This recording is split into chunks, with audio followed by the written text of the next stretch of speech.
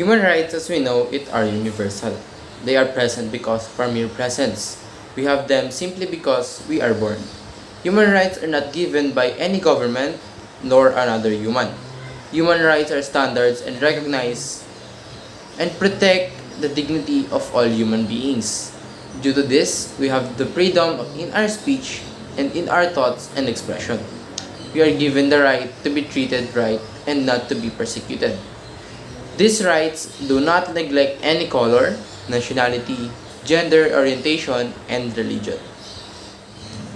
Although the term deviation connotes strange or inappropriate behavior, in the sociological sense, deviance refers to any breach of societal norms. Deviance can range between petty transgressions to major ones, while conformity, on the other hand, is a form of social influence that involves changing one's beliefs or conduct to fit in with a group. The term conformity is used to describe agreement to a majority, which might be motivated by the desire to fit in or to be liked, a desire to be the right and accurate, or simply to conform a social role. Once again, I'm Miguel Adrian Chavez, here to promote and protect our human dignity and rights for the common good of the Filipinos in our country. Now, let's get back to our topic: rebellion, uprising, insurrection, revolution, kudeta, anarchy. Rebellion is a resistance against a cause, the government, authority, or anybody who governs over the people who plotted the rebellion.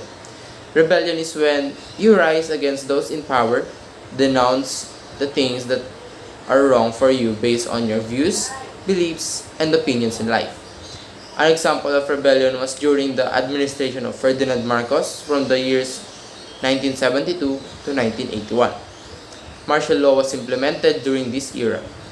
Martial law usually refers to a power that, in an emergency, allows the military to take the place of the civilian government and exercise jurisdiction over civilians.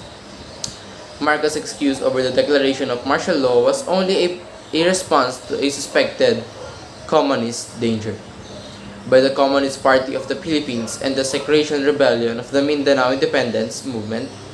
The martial law drew so many damages and implications not only to the country but also the Filipino people. It left people scared with PTSD, trauma, fear, and other catastrophic effects until today.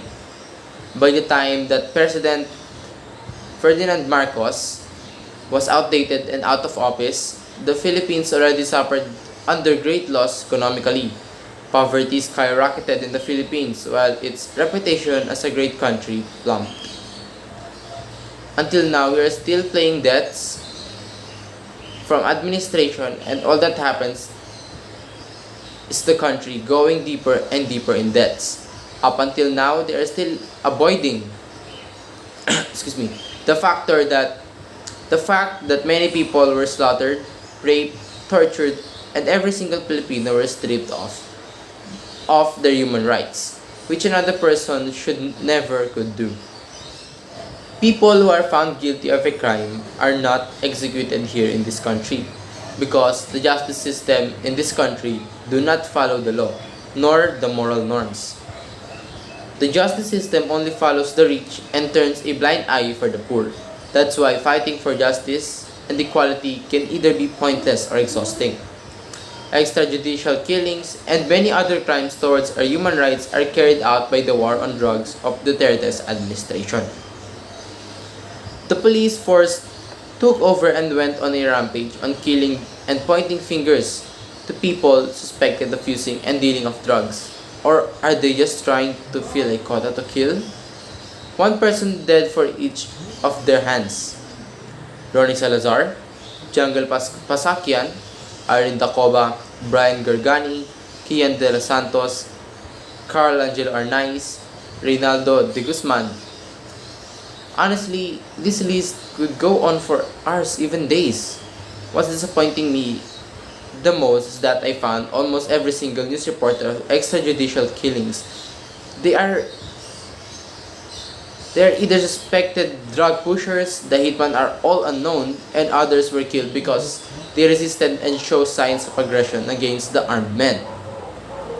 Unbelievable stories, but the number of deaths are very sickening.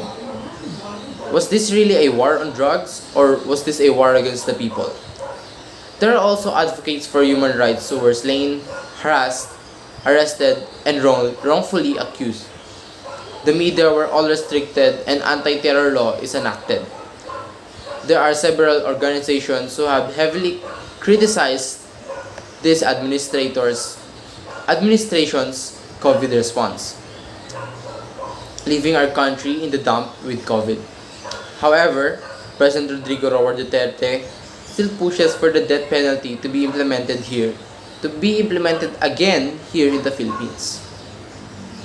Human rights ensure that the people's necessities are given and addressed. Everyone needs food, water, shelter, clothing, and especially education. However, there are millions of people here in our country who don't even have one of these said necessities. Framing it as a human rights issue helps activists and other LGUs strive to ensure that every single Filipino receives all the basic necessities. Human rights safeguard different vulnerable communities against exploitation. The Holocaust of 1941 and the tragedies and the aftermath of the Second World War influenced the creation of the Declaration of Human Rights. During that time, PWDs, LGBT members, are the most vulnerable together with the Jewish community. Human rights organizations focused on the people who are abused and are susceptible to abuse. We are guided by the church with the moral ideas, respecting life and non-violence, the dignity of each person, significance of family, and responsibility to encourage everyone's engagement in our communal living.